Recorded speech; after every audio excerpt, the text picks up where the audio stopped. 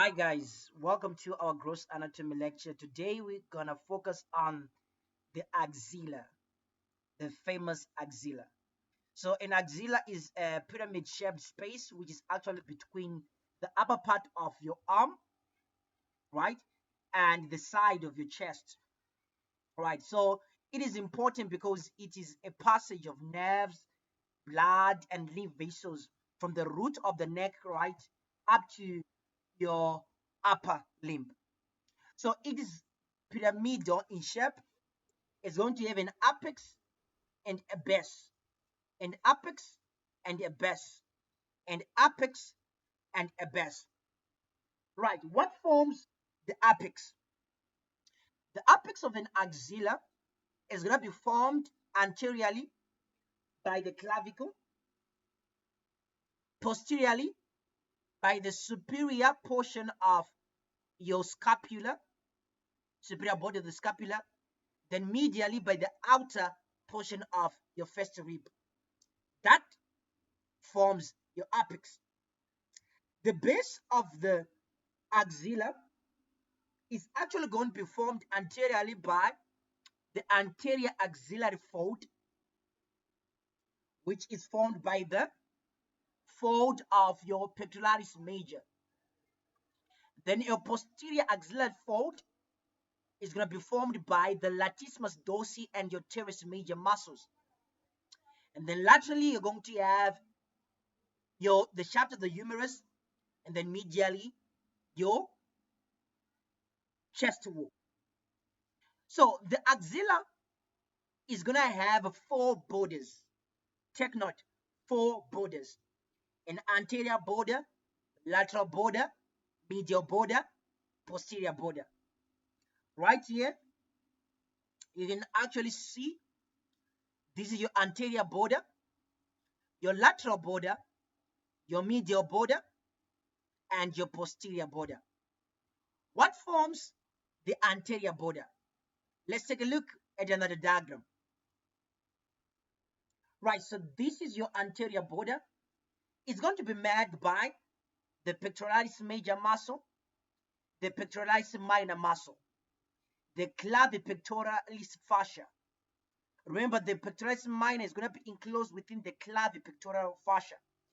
Okay, let's take a look at this clavipectoral fascia before we go any further.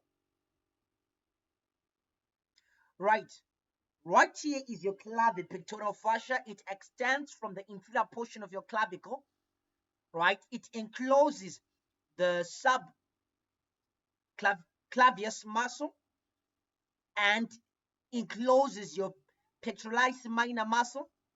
Then it extends to the base of your clavicle, right, via the suspensory ligament.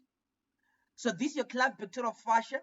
It also makes your anterior border of your axillary wall.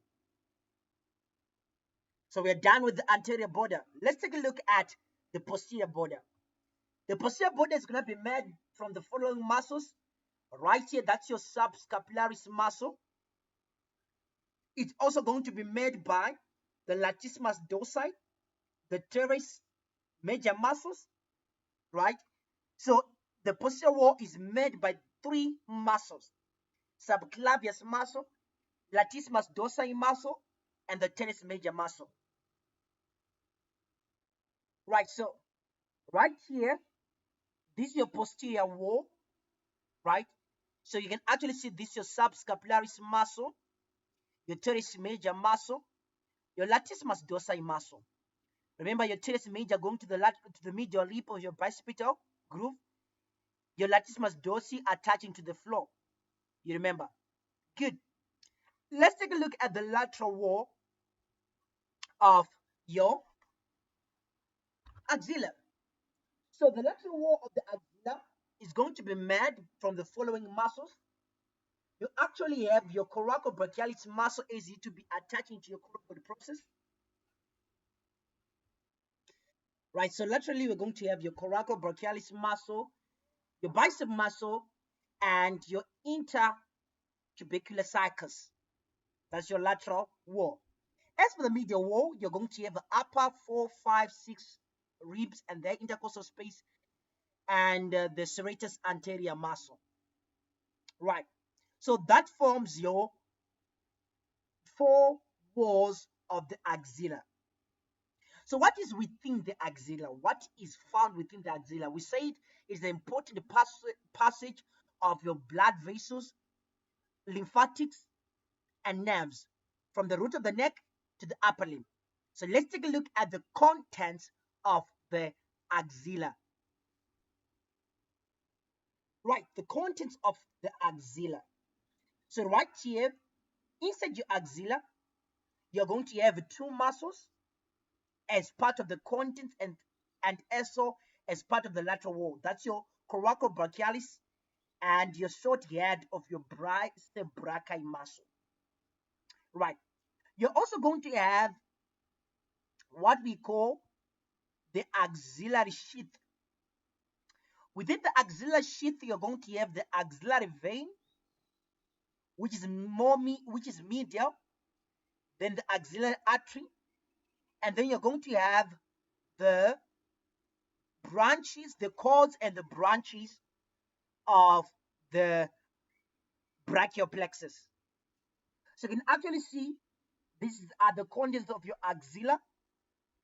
Right here, this is your axillary vein, cords of the brachial plexus, and the axillary artery.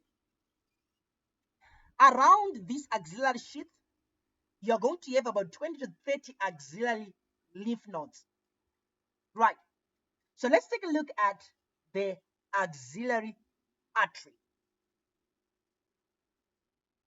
Right here is your axillary artery. Right. So the axillary artery, it extends from the outer border of your first rib to the lower border of your teres major. So right here from this position to this position, that's your axillary artery. It's going to be a continuation of the subclavian artery, and then below the lower border of the teres major is going to continue as the brachial artery. The axillary artery is divided into three parts. You have the first part here, the second part here, the third part here. Take note of this. Let's start with the first part of the axillary artery.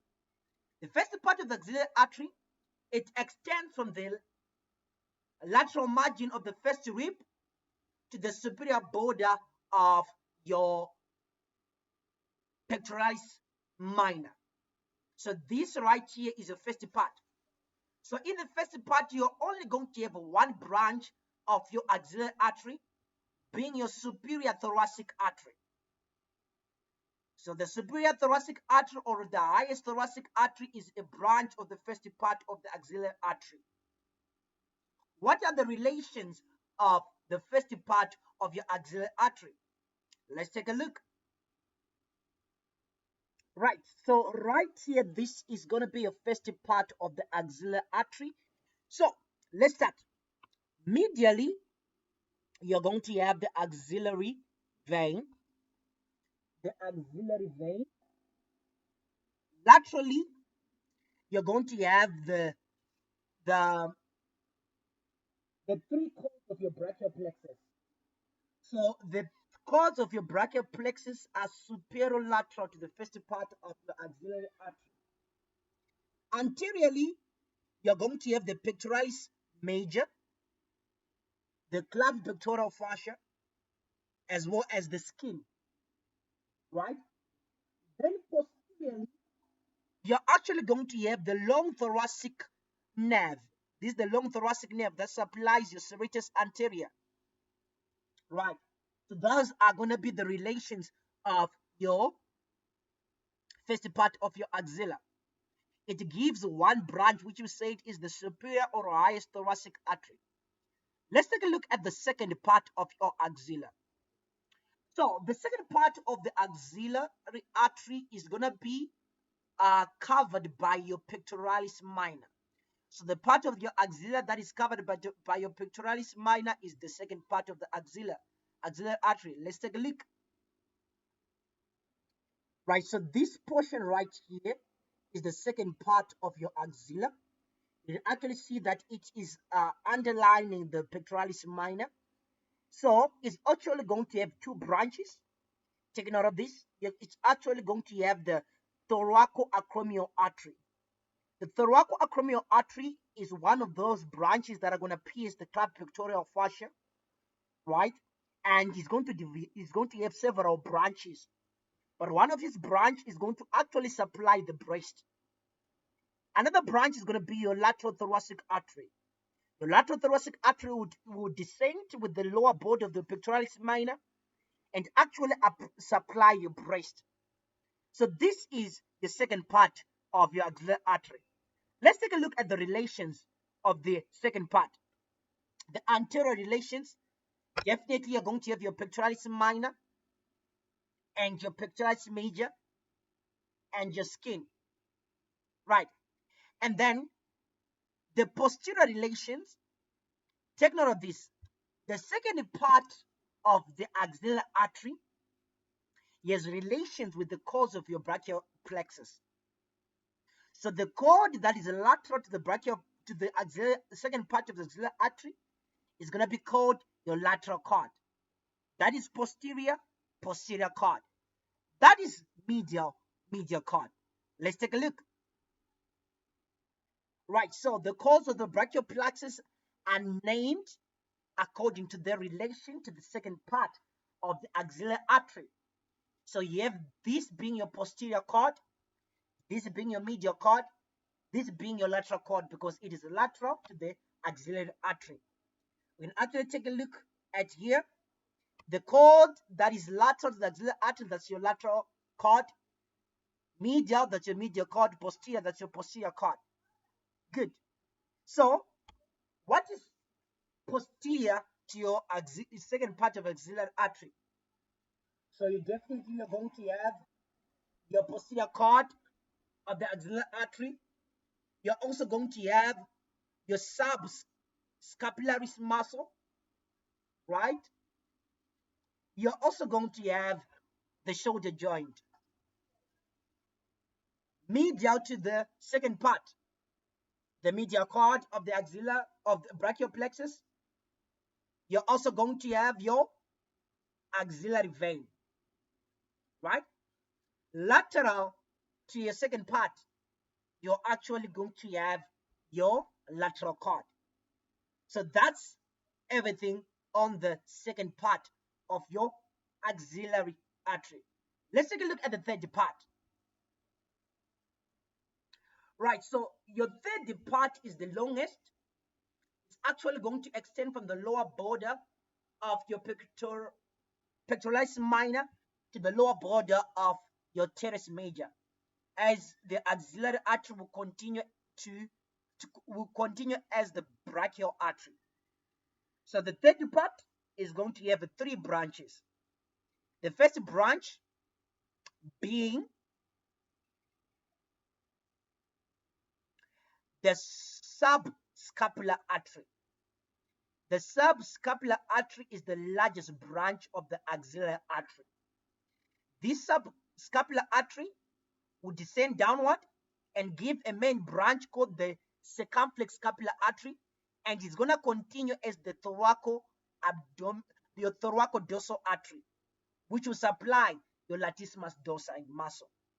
It's actually also going to give other two branches, your anterior circumflex humeral artery, your posterior circumflex humeral artery, that will be accompanied by your axillary nerve piercing or entering your quadrangular space.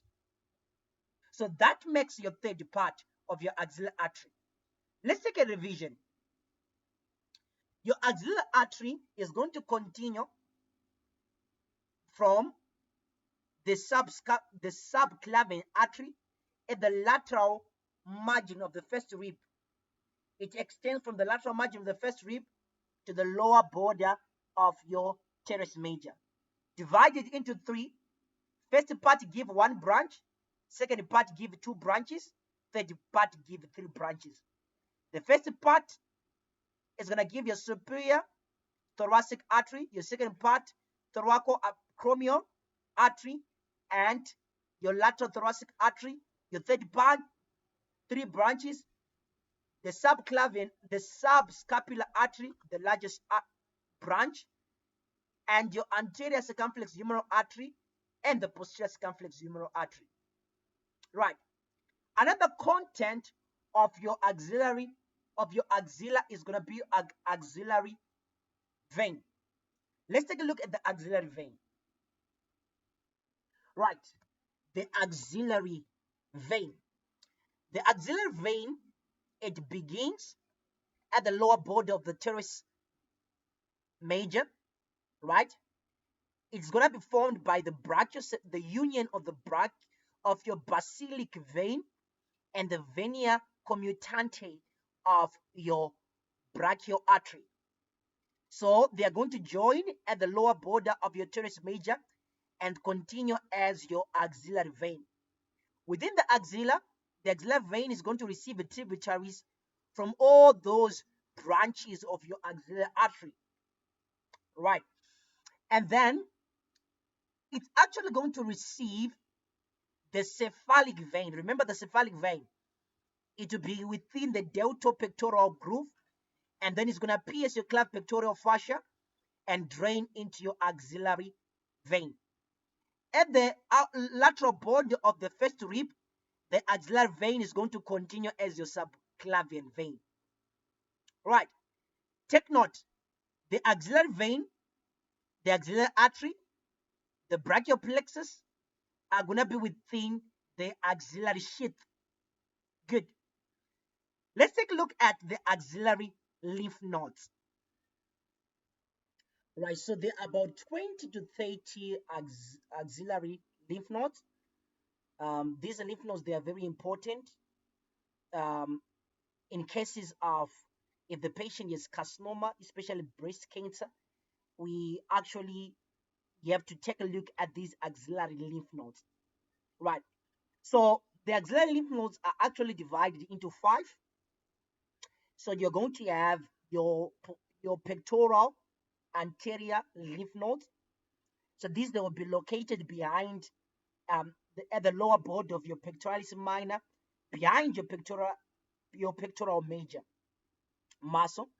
And these, if you remember from the anatomy of the breast, we say the lateral quadrant of the breast drains into these anterior axillary lymph nodes, right?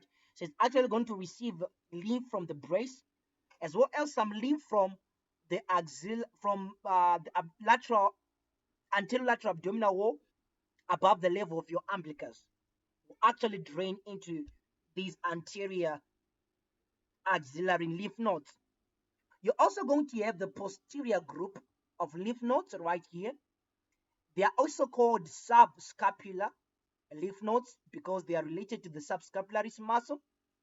These, they receive some lymph from the breast, yes, but mainly they receive a lymph from the skin of the back of the body above the iliac crest.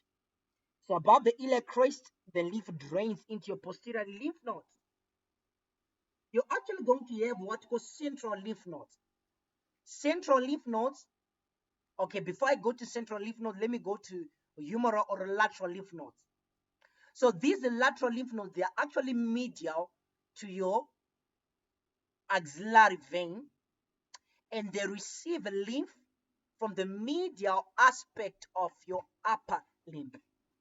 So most of the lymph of the upper limb is drained within the lateral group of your axillary lymph nodes. Not all. We are going to talk of the infraclavicular lymph nodes that drains the lymph from the superior lateral portion of your upper limb. So now, lymph from the lateral group, posterior group, anterior group, they'll all drain into the central lymph nodes. Then from the central lymph nodes, will drain into the apical lymph nodes. These apical lymph nodes, they are located at the apex of your axillary pyramidal wall. Remember, we said that the apex medial was going to be made by the outer border of your first rib. Good. So you're going to have your apical lymph nodes, your apical lymph nodes situated at the outer border of your first rib. Good. We also have what you call infraclavicular lymph nodes. These lymph nodes are actually located within your deltopectoral groove. Good. And they actually drains into the apical lymph nodes. Take note of this. The infraclavicular lymph nodes, they are going to drain lymph from the lateral superior surfaces of your upper limb. They'll drain into the infraclavicular lymph nodes. And this infraclavicular lymph node, they'll send efferent vessels that will pierce the clavicularis pectoral fascia, draining into the apical lymph nodes. And then the apical lymph node will drain into the subclavian lymphatic trunk. The subclavian lymphatic trunk of the right would drain straight into the right lymphatic duct and drain at the confluence of the internal jugular notch and your internal jugular vein and your subclavian vein. Of the left now, the subclavian lymphatic trunk will actually drain into your thoracic duct. Remember, your thoracic duct will drain at the confluence of the left internal jugular vein and your left subclavian vein, forming your left brachiocephalic vein. Right. So, in cases where the patient has breast cancer, you're going to have the breasts being divided into 4 quadrants: lateral upper quadrant, medial upper quadrant, lateral lower quadrant, medial lower quadrant. The lateral quadrants, they drain into the axillary lymph nodes. The medial quadrants, they drain into the internal intercostal lymph nodes, which are also referred to as parasternal lymph nodes. So thank you so much, guys. That is everything that you have to know about the axilla. See you next time. Take care.